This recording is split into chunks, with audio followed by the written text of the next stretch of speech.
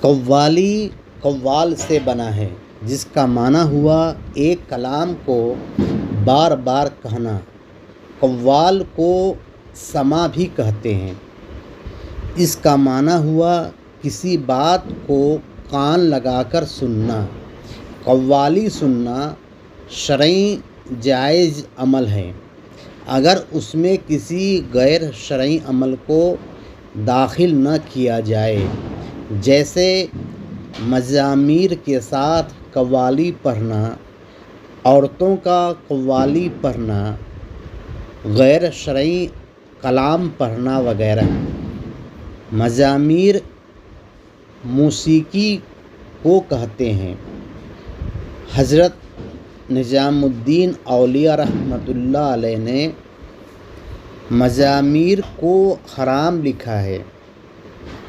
بغیر مزامیر کے قوالی پڑھنا بالاتفاق جائز ہے۔